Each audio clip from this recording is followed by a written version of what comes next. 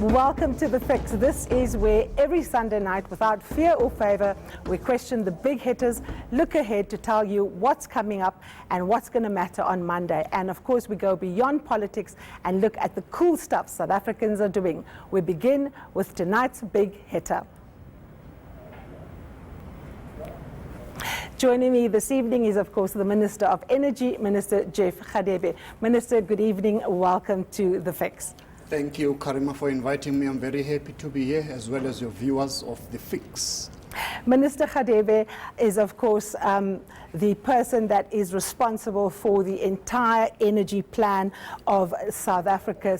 So, Minister, you have pledged the fact that you are going to be able to raise a quarter of that $100 billion that President Cyril Ramaphosa has been speaking about to attract. Just tell our listeners and our viewers how exactly you plan to do that.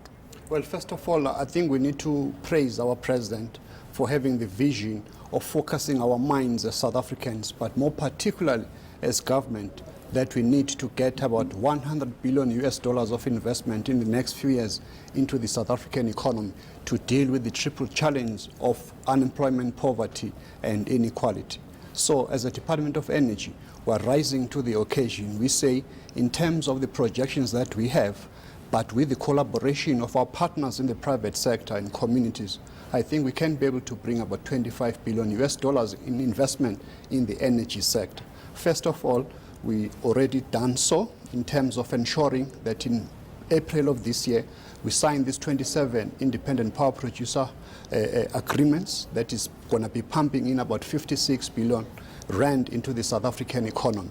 And the plans we have for the future with the coal IPP, we believe that we're going to get about 40 billion rand of private sector money together with the bid window 5 of ensuring about an additional 50 billion rand. Some people can say we are dreaming, but we've done so since 2014 to 2016 with the IPP that has brought in $10.8 billion into the South African economy.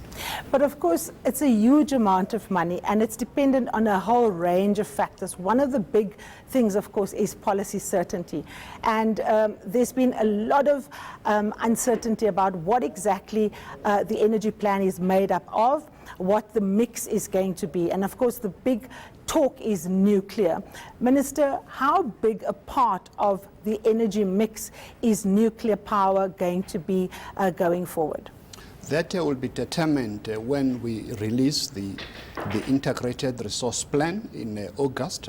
My timetable is to ensure that by mid-August 2018, we bring to Cabinet an integrated resource plan that is going to indicate the mix for coal, for nuclear, for renewables, all the things that we require in order to pump this economy of ours. Minister, just let me come in here. You know, you keep on speaking about the mix, and because it involves a whole range of options, some critics have said that you're not really making a choice, and you should be making a choice. And because we've had such confusion around the extent to which nuclear is going to be part of this mix, ranging from Minister Tina Joemat-Pettersson to Minister Mahlobo to Minister Kubai, just be very specific.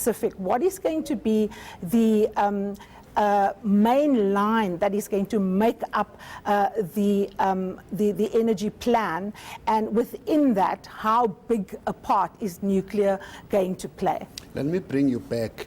In 2010, we had that IRP of 2010 that had about 6,200 megawatts from coal. They had about 9.6 gigawatts of nuclear. They also had PSV and all these others, hydro and so on. So that's why I'm saying right now we're in the process of developing the integrated resource plan for 2018. So the information that we have as a government, together with the consultation that we're having with our partners, is going to determine how the split is going to be in all these mixes of energy. Now, the big issue that you've been talking about, of course, is the role of gas. And this is a different conversation to your previous ministers who placed a lot of emphasis on what they called baseload, and that's when nuclear became an issue. Talk to us about the role that you see gas playing in this mix, and more importantly, what is the kind of monies that you are going to be able to raise around this issue? Well, that's a very good question. The issue of gas is very important. So we're developing what we call a gas plan that's going to be determined by that's going to be reflected when we release the gas amendment bill later this year. That's going to show how important gas will be into the South African economy, especially not only South African economy, but the whole of the Southern African region. We are aware that there's a lot of gas that has been found in Mozambique already in partnership of our company, which is part of the energy, the e-gas with Sasol, and our Mozambican partners already pumping gas from Mozambique. And there's also a lot of gas that has been found in the Rovuma Basin, in Tanzania as well. So that is why we need, therefore, to ensure that there is proper infrastructure in South Africa in order to ensure that we turn that gas into power. So already, as I've said, there will be some sites have been identified in Kucha, in Richards Bay, possible also in Saldan. So these plans are unfolding as we speak, and at the right moment, we're going to be indicating the amounts of money that are going to be involved. Minister, you've been one of the longest-serving cabinet ministers of the democratic South Africa, and you, of course, had many opportunities to serve in different roles, but you were, before you became the energy minister, you were responsible for monitoring and implementation, of course. So at this stage, as far as I can see, we still don't actually have a proper energy plan. We still don't know exactly what the mixes are going to be. We still don't know whether we have the infrastructure.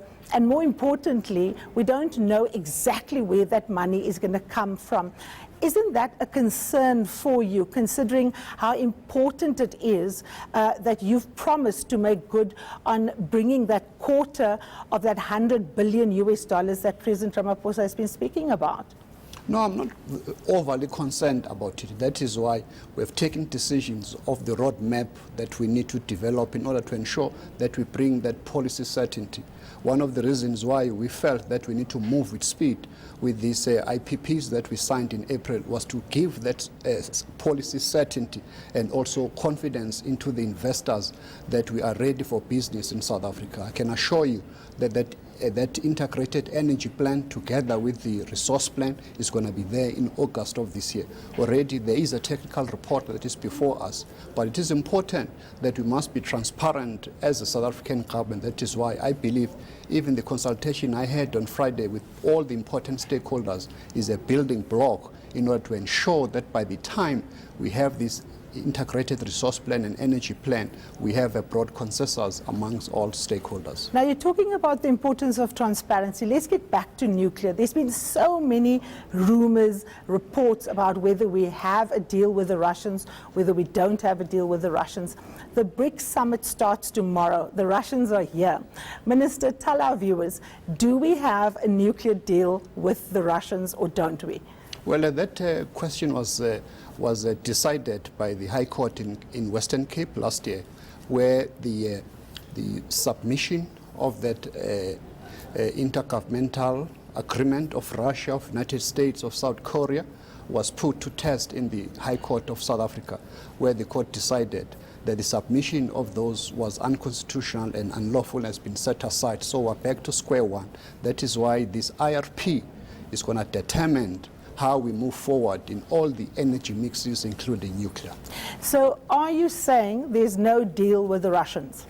There was an IGA that was signed in Russia, but that has been tested in the High Court of the Western Cape. So as it stands now, just to be absolutely clear and categoric, there is no nuclear deal with any Russian company or institution to provide us with any kind of assistance on that matter. If you mean by a deal, a contract of where that we're going to be contracting nuclear, there's nothing like that. But there was a cooperation agreement that was signed by the former Minister of Energy, which has now been set aside by the court, the submission of that agreement into Parliament. As you know, we require ratification by our Parliament Yes. in order to have an agreement to be valid. Now, your predecessor, Minister Kubai, the Minister of Energy, initially she said she was going to stick by that agreement, but then she decided she was going to appeal. What is going to be your approach? Are you going to appeal the court process, or are you going to go back to the drawing board? My understanding is that the government did not appeal that judgment of the Western Cape. So you have no intentions of appealing? So that decision by Judge Bozalek is final as far as I understand. Now, of course, Minister, there are a number of entities that are under your control as Energy Minister. One, of course, is Petrol SA. It's an organization that is in deep crisis. We know that there are, in fact, a number of key vacancies also there. And there's, of course, allegations of mismanagement and corruption. What is your plan, A, to root out corruption? And 2, how soon are you going to be filling the key vacancies at Petrol SA? Well, it is true that there are challenges in Petrol SA, not only in Petrol SA, the whole holding group of a central energy fund, and I'm deeply concerned about it. That is why we appointed the Boston Consulting Group to help us to turn around that entity. We are at the final stages of taking decisions about the turnaround of the whole of the SEG group in South Africa today.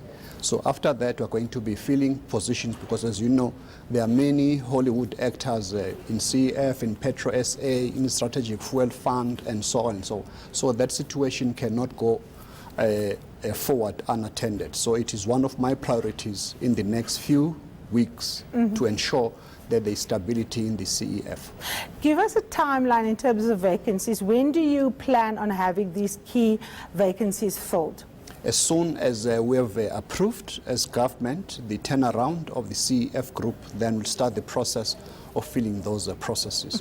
As I say, in the next few days and weeks, we're going to be taking those decisions. When you were presenting your budget vote speech very recently, you alluded to the fact that you want to get back to us getting into refineries, building more refineries. But if one looks at Petrol SA, the state of it, A, where you're going to get the capacity, and 2, where you're going to get the money? Well, there's a lot of possibilities that we have, including models of public-private partnerships. We believe that the reason why the CEF group is not performing is that they're not focusing on the right things to ensure that we are able to be an energy country in South Africa. All right, Minister, hold that thought. That's, of course, Minister Radebe. We're not done with the questions just yet.